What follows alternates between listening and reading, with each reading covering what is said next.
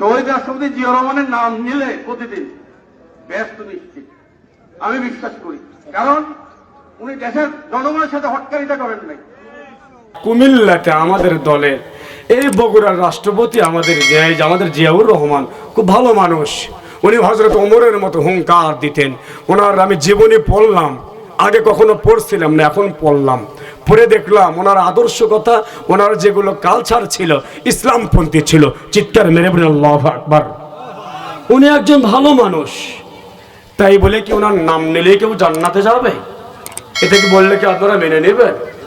ওনাদের একজন নেতা বলে ফেলেছে ওনার নাম প্রত্যেক দিনে নিলে নাকি জান্নাত যাওয়া ওয়াজিব হয়ে যাবে, বেহেশত নিশ্চিত হবে।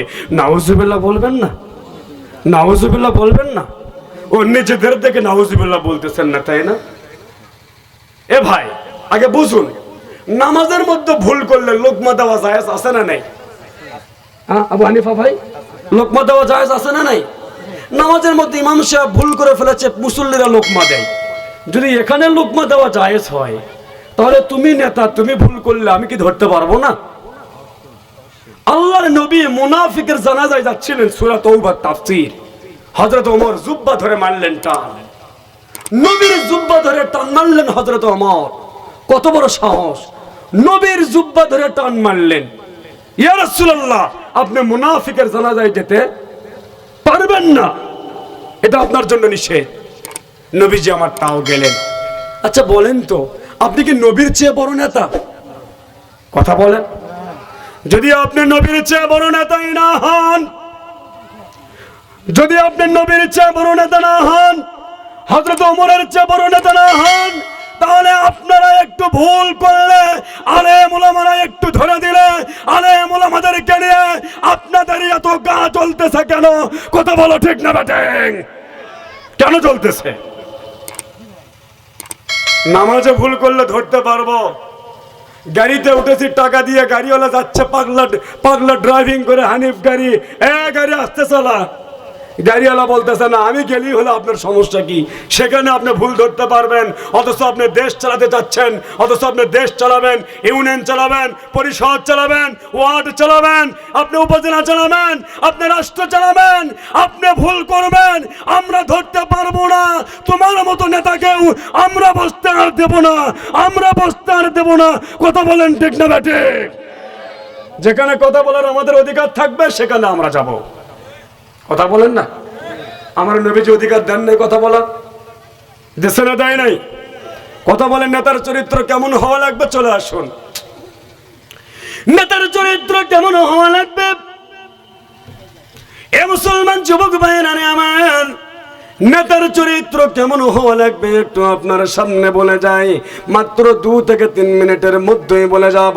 যে আবু বকরের নামটি আপনার সামনে নিয়েছি, ও বন্ধু, আবু বকর যেদিন খলিফার দায়িত্ব পেয়ে গেলেন, খলিফার দায়িত্ব যেদিন পেয়ে গেলেন, ভাইজান, পর্দার আলের মা বোনেরা মনোযোগী হওয়া লাগবে। আবু বকরকে যখন খলিফার দায়িত্ব দেওয়া হলো, শপথ গ্রহণ করলেন, বায়াত গ্রহণ করলেন।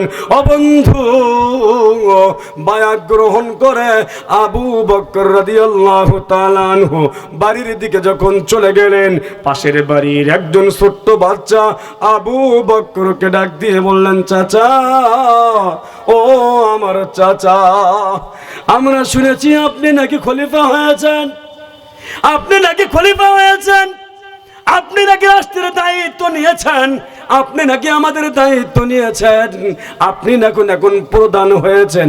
আবু বকর বললেন, হ্যাঁ, সকলে মিলে আমাকে বায়াত দিয়েছে, সকলে মিলে আমাকে এই দায়িত্ব দিয়েছে। এইবার শিশু বাচ্চা চোখের পানি ছেড়ে দিয়ে বললেন, চাচা, আপনি খলিফা হতে আমি ক্ষতিগ্রস্ত হয়ে গেলাম, আমি একটু কষ্ট পেলাম। আবু বকর নরম মানুষ। এ মুসলমান যুবক ভাইয়েরা আমার, নেতার চরিত্র কেমন হওয়া লাগবে, কোন নেতার পিছনে যাবেন, কোন নেতার জন্য ময়দানে কাজ করবেন। আবু বকরের জীবনের দিকে তাকান।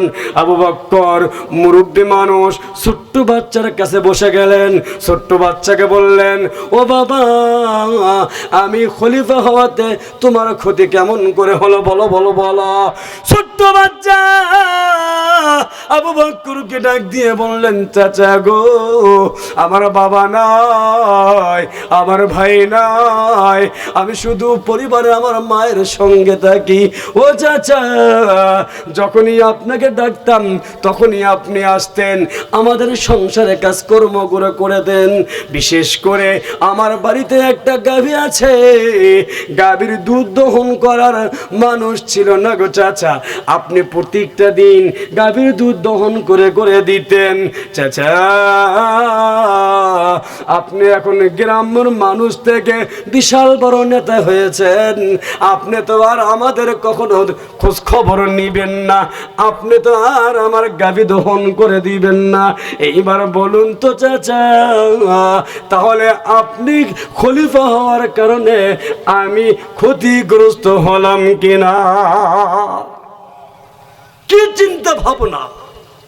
ওই মানুষ, ওই মুরব্বী সাহাবী ওই পরিবারের খোঁজ খবর নিতেন, সর্বক্ষণ খোঁজ খবর নিতেন, সর্বক্ষণ প্রত্যেকটা দিন গাভীর দুধ দহন করে দিত। কিন্তু নেতা হয়েছে বলে আর দিতে পারবে না। ছোট্ট বাচ্চা চিন্তায় পড়ে গেলেন।